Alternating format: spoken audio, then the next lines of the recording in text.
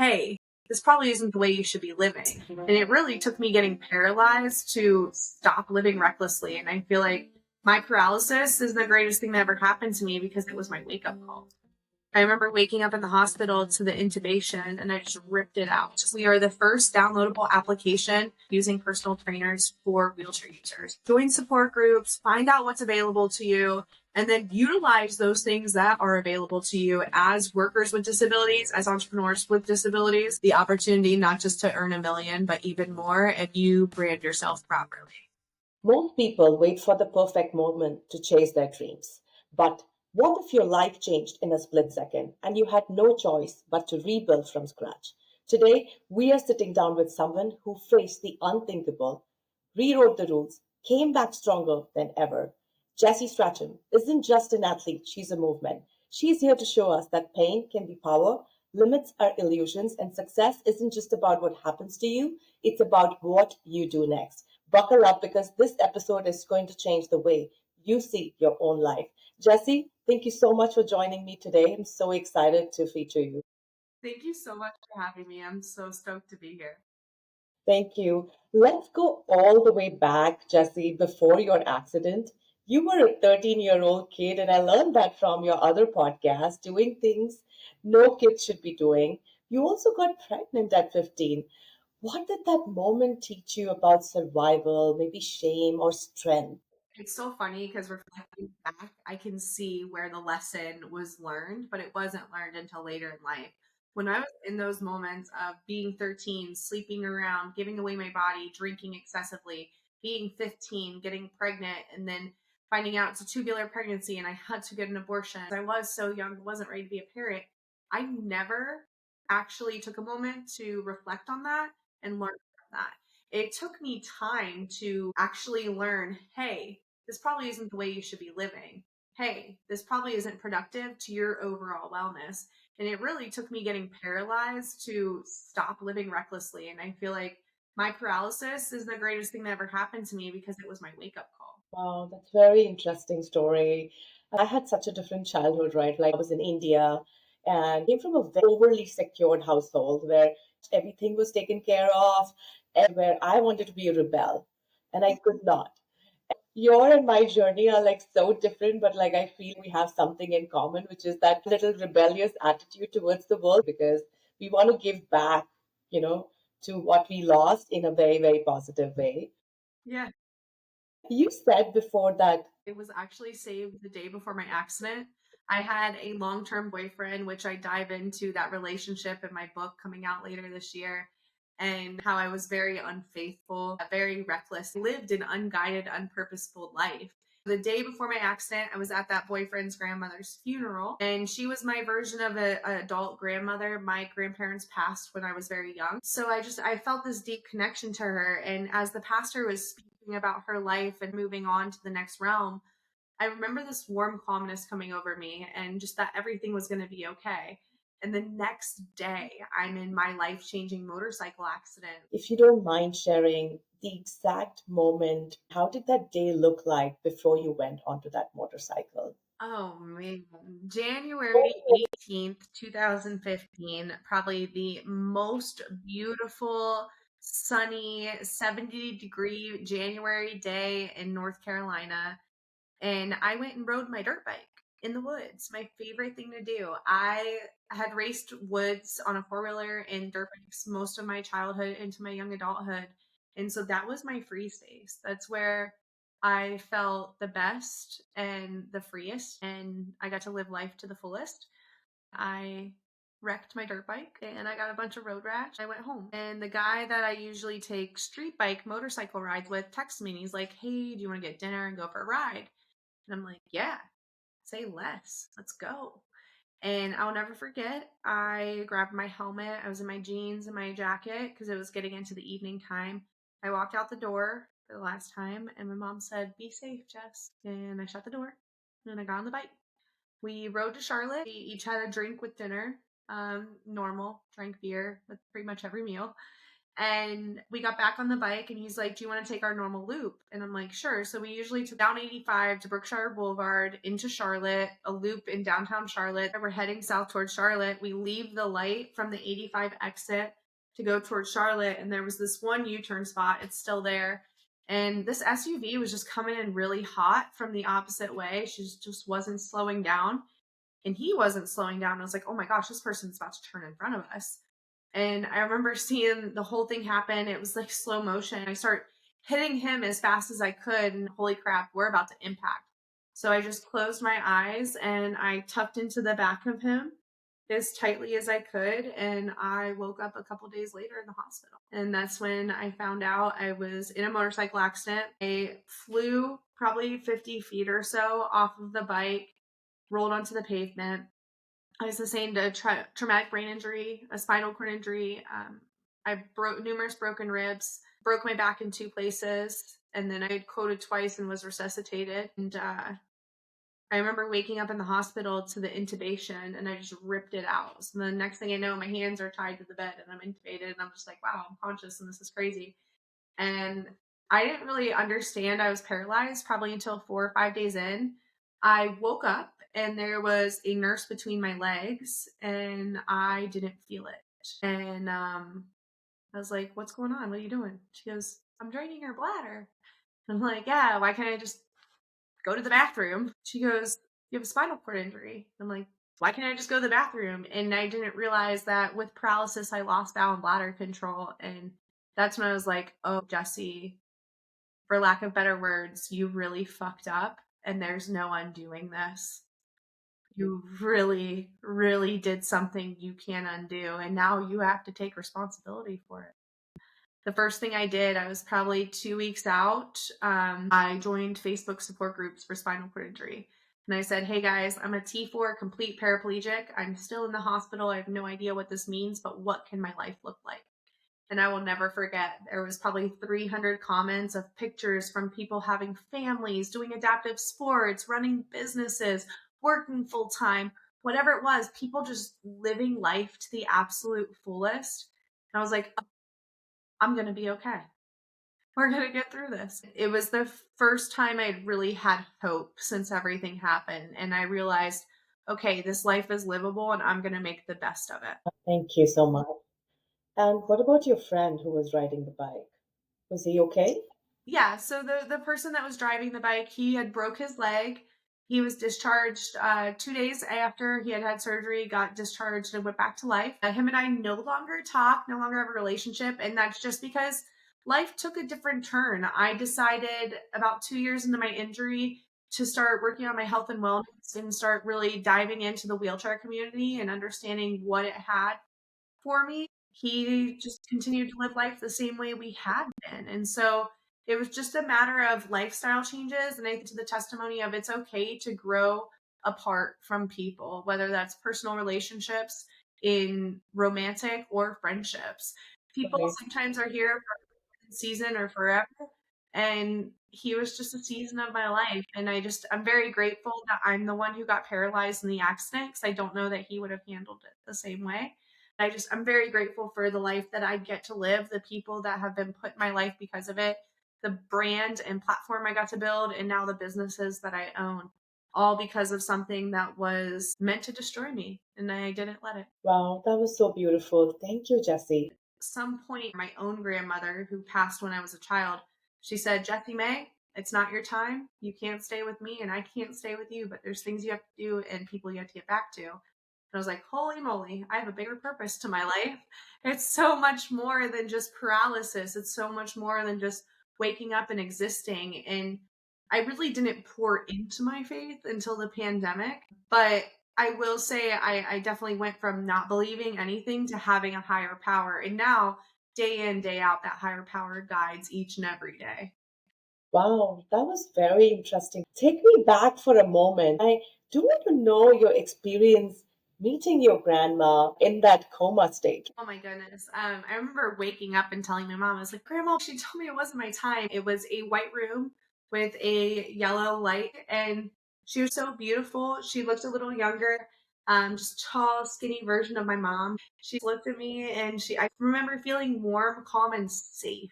It was that level of safety to where I was like, okay, this is my mission. This is my purpose. I'm a wheelchair user and I've got to figure out how to make the most of it and make the best of it. And that's exactly what I did there for the first couple years. I still tried to live a little reckless. And my spinal cord injury quickly showed me that my body couldn't handle drinking like it was. The emotional aspect of the brain injury couldn't handle giving myself away as freely as I did. And so, because of the spinal cord injury, I was forced out of these addictive patterns because they were no longer productive to my injured body.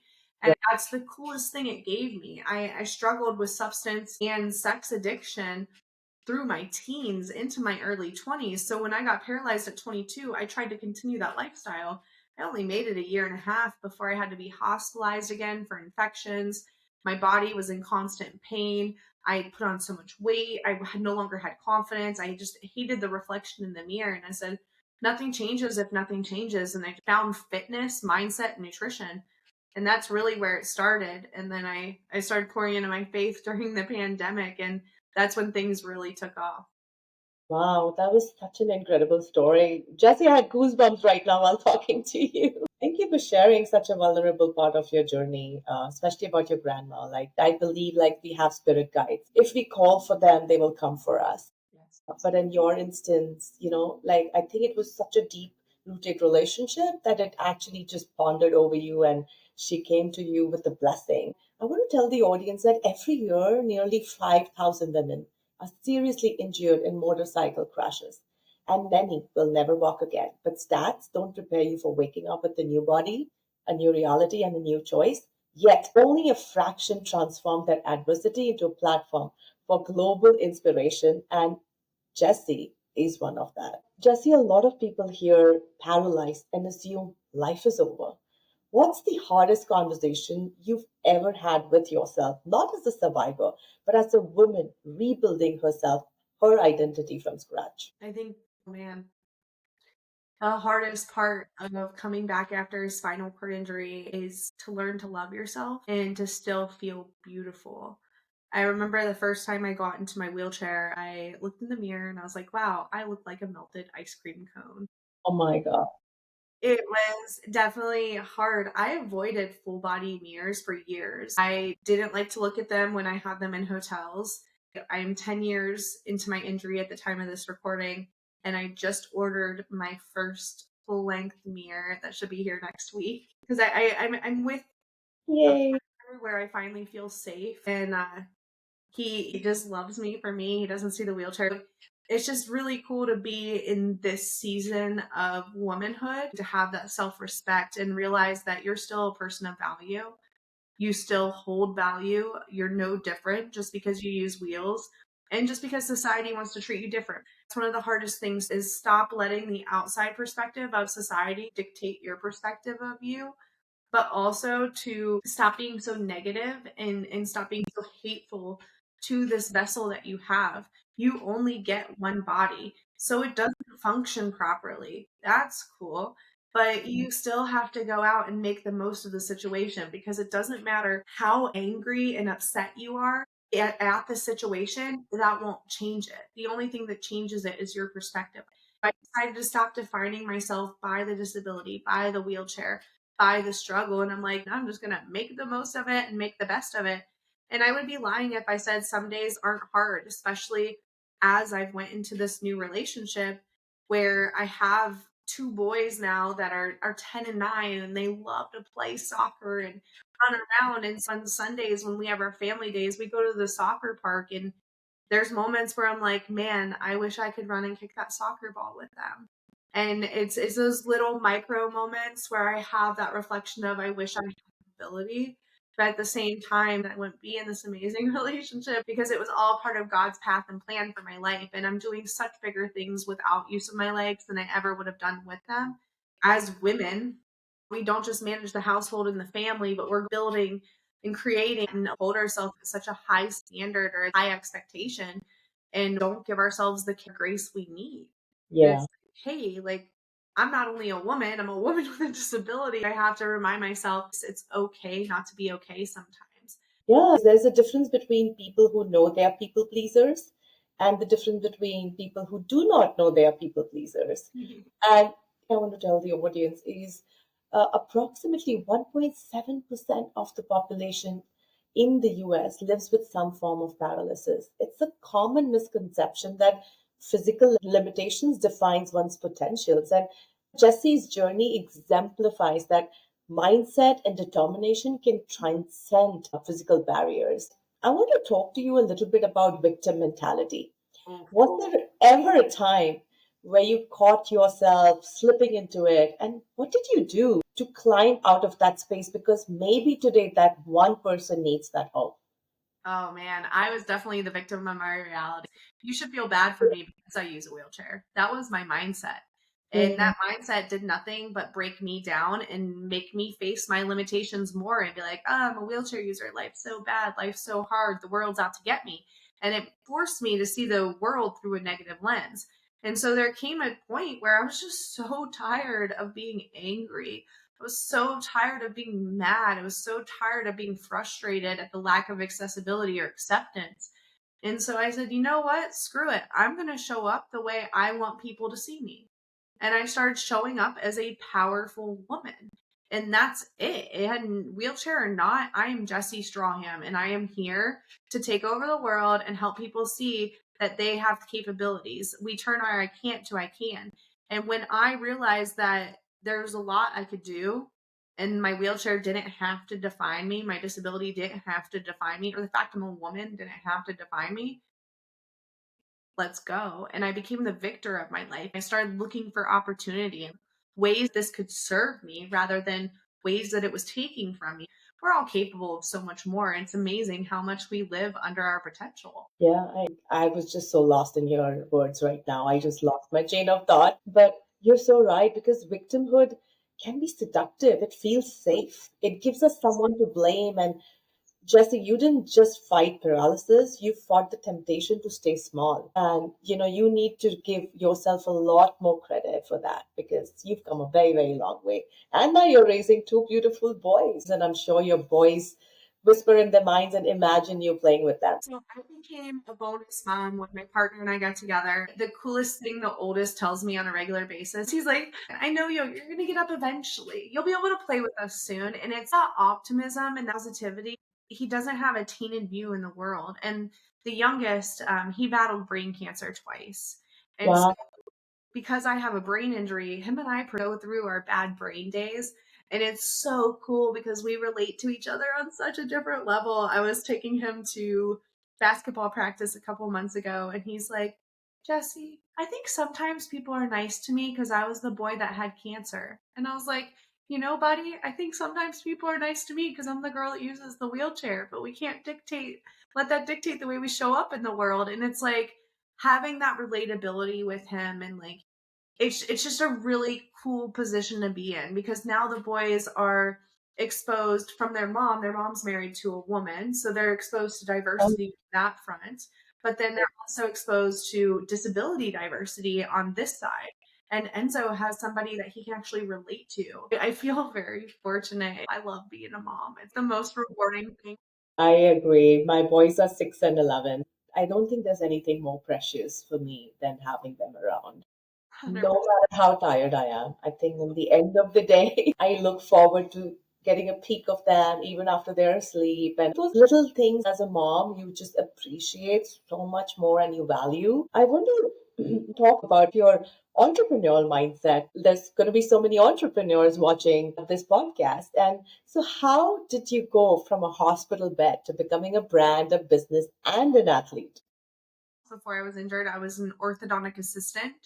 I worked on kids' teeth for a living and then I got paralyzed, didn't think I could do it anymore. So I started speaking about my injury and my experience afterwards and my athletic adventures. I've done 15 Tough Mudders, which is an obstacle course race to a Spartan race. I've done their 24-hour event 4 times, all from a wheelchair. I've competed in 5 CrossFit games. Last year was the first time we actually got to do it in person. And so a lot of really cool athletic endeavors. And along the way, I just share my mindset and my perseverance around it. And it's led me down. creating the first fitness app for wheelchair users. So I developed an app called Wheel With Me Fit. Later on, about a year after we launched, I ended up merging with the best personal trainer in the wheelchair space. Her name is Nikki Walsh. And we created Wheel With Me Adapt Fit. We are the first downloadable application using personal trainers for wheelchair users. So we're actual wheelchair users telling you how to train.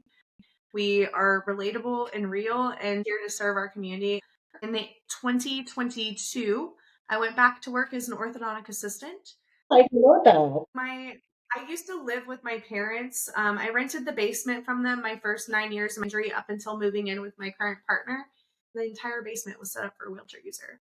So once I got paralyzed, I had full access, roll-in shower, bars beside the toilet, a full little basement apartment.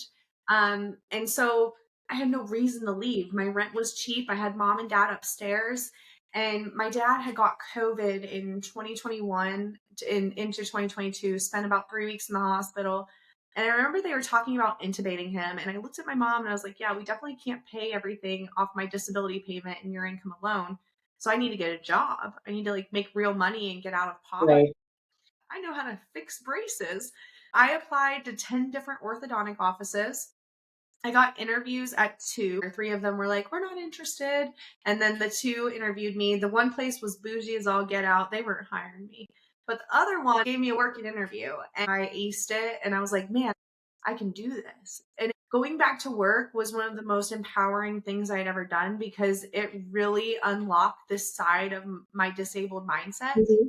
Because of my spinal cord injury, I have something called neurogenic bowel and bladder, where sometimes I pee myself and I don't have control of my bowels. Mm. So there was times where I'd be in the middle of working on a patient and I would have a bowel accident and I'd have to finish that patient out and then get back, go clean up and get back to work. And it was so empowering. My disability is not going to control my capability to earn income. Yeah. It allowed me to pay off my car and be able to afford life. So then a year into that, I actually broke my spinal fusion in half again. It was my second. I had to have a revision surgery. So they removed all the hardware in my back, replaced it with thicker screws and rods. And I never came back to work at the orthodontic office with that. I actually began working full time for a company I was a brand ambassador for. And I created this position that allowed me to go into spinal cord injury rehab facilities to not only talk about the product that I use, but also talk about my fitness app. I ended up buying a business with it. This man had reached out to me on Instagram and they're like, hey, we're opening this wellness facility. We have cold plunge, infrared sauna, red light, compression. We'd love for you to come check out the accessibility of it. I was like, cool, it's a local business. I scheduled 2 hours of my day, ended up staying for 5. Love with the place. And later, that same person reached out, we're looking for an investor. And I happened to have exactly the amount they were looking for because I'd been saving for a house. So I bought into Freedom Longevity and Wellness, LKN, and became co owner. We just celebrated our 1 year in January. It is probably the most rewarding thing that I get to do. It's allowed me to remove that limitation from myself, and now I become limitless. That's where I got my partner. He is my business partner. He is the man to me on Instagram and we ended up falling in love. So Oh my gosh. Dang, what a story. I'm feeling so empowered, Jesse, after talking to you. Thank you for sharing that incredible story. I also want to say something from the perspective of people who don't look at the people with disability. It's so weird that I've actually never taken the opportunity to talk to somebody in a disability. I hike a lot. I would just say hi to somebody that I see in a wheelchair. But today you've given me a life lesson that I'm going to go out and do more and learn from each other and grow. I also want to say that studies indicate that individuals with disabilities are nearly twice as likely to be self employed compared to those with disabilities. So it showcases a lot of trend of entrepreneur resilience, and you've proved that so beautifully today. Tell me, Jesse, that's one thing you wish more disabled entrepreneurs knew about making money. I wish that they knew that if you can control your time and time properly, you will be limitless. And a lot of states in the country have programs for people with disabilities. So I'm on Workers with Disabilities Medicaid. North Carolina offers me full Medicaid as a worker with a disability because I meet their limits. There's ABLE accounts where you could put up to $19,000 a year into this account and it doesn't impact your Medicaid. It's really important to put yourself out there, join support groups, find out what's available to you, and then utilize those things that are available to you as workers with disabilities, as entrepreneurs with disabilities. And then there is a program paid for by the government that helps you with navigating getting off government benefits like Social Security disability. When I went back to work at the orthodontic office, I got off of Social Security disability, and they told me exactly when the checks were no longer mine and I'd have to pay them back. And I was able to start saving them. So when the government was like, hey, we want our $18,000 back, I had it in a savings account ready to give to them. Wow, that's really good information for anybody who's watching. And with that on, I love storytelling. So I want to share a story about Tim Harris. He was born with Down syndrome, and from a young age, Tim Harris aspired to own a restaurant. At 26, Tim opened Tim's Place in Albuquerque, New Mexico, offering not just food, free hugs to patrons. So his restaurant became renowned as the world's friendliest restaurant, exemplifying how determination and a positive spirit can turn dreams into reality. I wanted to share this story because it has such a beautiful lesson. All he did is pursued his passion, gave free hugs. That's like incredible story. Jesse, you've built a strong personal brand. So, what's your strategy for turning adversity into revenue? Can you share something that you might have not still shared with the audience? I think being as authentic as possible and just owning who you are as a person and not letting the negative judgment come at you. I recently had another wheelchair user try to call me out for the ways I seeked healing therapy to regain sensation and movement in my legs. I went to a healer, which a lot of times is called voodoo, not real Yeah. type of medicine. And she tried to call me out for that. And I was like, yo, girl, like, I'm just sharing my journey, what worked for me, knowing that people will always have something to say about the way you live your life, but you cannot allow them to dictate the way you live your life. It's up to you to choose what's best for you, what works for you, and then execute that, not worrying about the judgment and opinions that are going to come to you after the fact. Oh, yeah. Please unfollow me if you don't like my practices. Exactly. It's the easiest Follow thing. the button. You don't have, there's no one You forcing. don't need to. People forget the live and the let live policy. I want to talk a little more about identity. How do you balance being an athlete, advocate, businesswoman, and a mom? Numerous times throughout my journey after I got paralyzed to right now in this transition of being a partner and a mom, I seek therapy. Sometimes you need an unbiased ear to listen to what you have to say. And I honestly am so excited to start going to therapy again. So I don't let that overspill into my relationship, my business. So I can have some clarity and think. I love journaling. Journaling is probably one of the most powerful practices that I do every day. And meditation, those two things are amazing. I 100% agree. I'm a mindset coach. I hear the struggles. I had a ridiculous long journey of life and very, very different evolving journeys. So every time now a mom comes to me, I feel like been there, done that, I can help.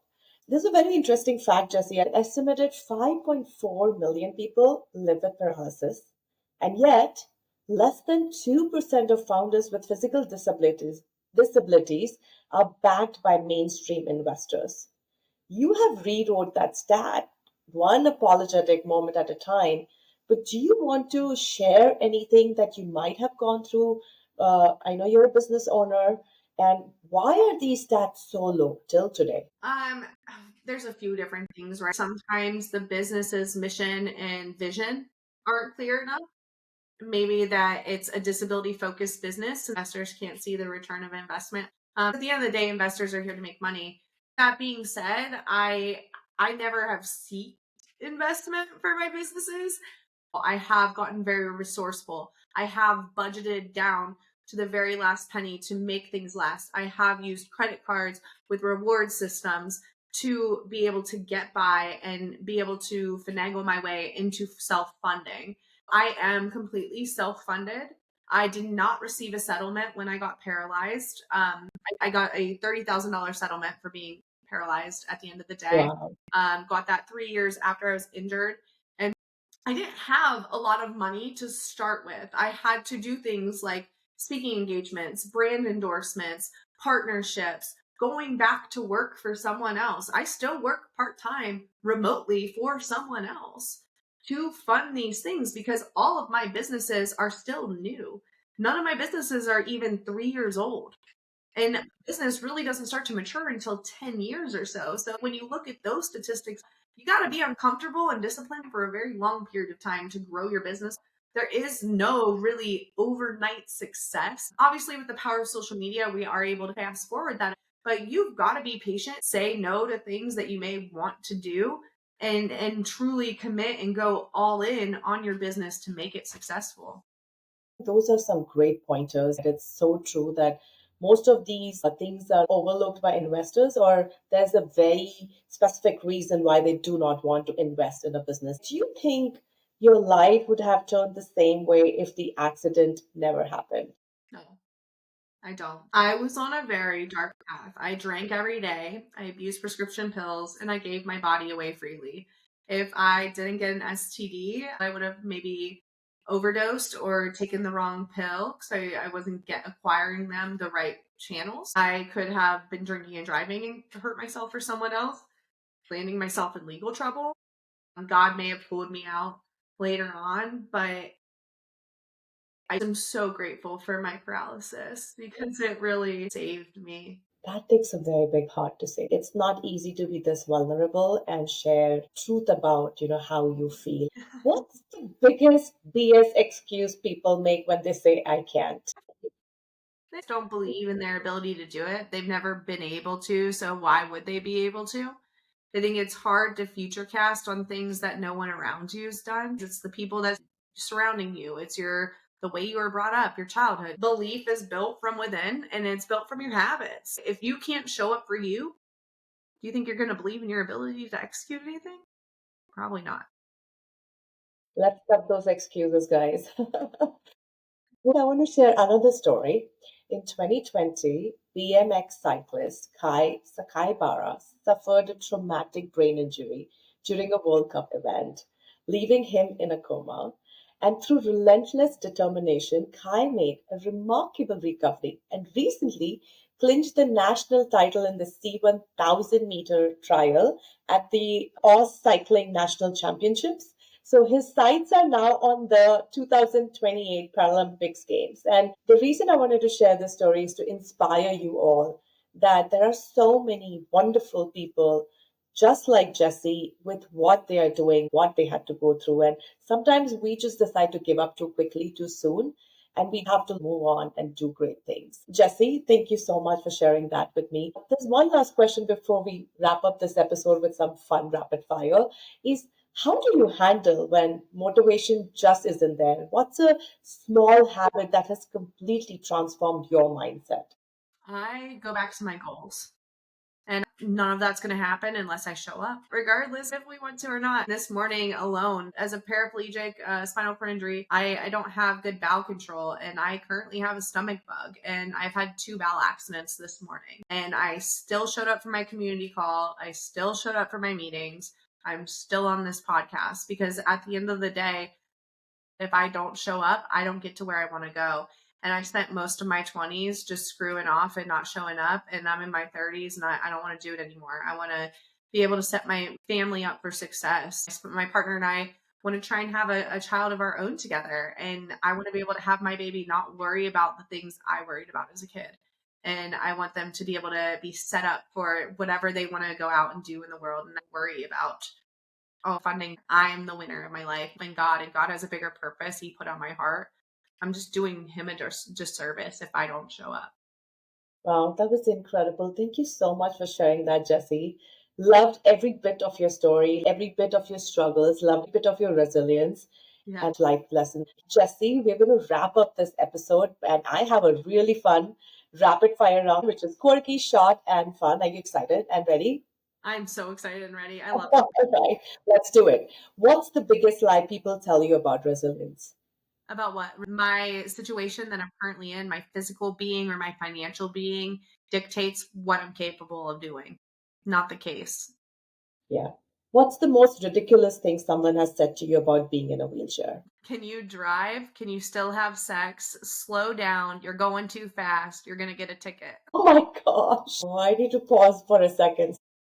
Which brings out the most ridiculous things. Common sense goes out of the window when people see a people with disability. It's like, oh, can you still have sex? And I go, no. The doctor showed it up and called it a lost cause. They said I couldn't feel it anyways. Obviously a lie, but yeah. Oh my gosh. Oh, you're so funny as well. Thank you. What's a weird fact about you people don't know? Oh gosh, I'm such an open book. I'm actually very introverted. I love being home. I don't really leave my apartment unless I have to. And I think I'm so extroverted on the internet that I'm very introverted in real life. What was the last DM that actually made you laugh? I love so I get marriage proposals a lot, and that is my favorite because I read them. Usually it's from people overseas. A lot of times it's so funny. It's either Mohammed or Patel, and it's always either one of those two. And I'm just like, thank you. It's like wheelchair baby married me, and I'm like, yes, keep on. But all these proposals, like I will never be short of compliments as long as I just go in my DMs because Mohammed or Patel, they're always going to be there for me. Oh, that is so cute. I love that story. The last question, would you prefer winning a Paralympic gold medal or earning $1 million in revenue? Ooh. Paralympic gold medal because with that comes brand endorsements and bragging rights and the opportunity not just to earn a million, but even more if you brand yourself properly. Amazing. Thank you so much. Jesse, a lot of people need to hear this today. Jesse, you're a proof that resilience is a choice and you can let pain define you or you can use it to design the life you want. And you've built greatness out of it. To everyone watching, I hope this episode hit you hard and you find that strength within you to move boundaries, to move and do things in life that you deserve to do. Press that subscribe button now because this is in the end. We are beginning and bringing more stories that are shifting the narratives.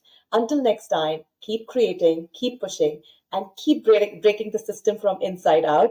This is the Niya Desai Show where the boldest minds reveal the biggest success secrets. Thank you so much. Thank you.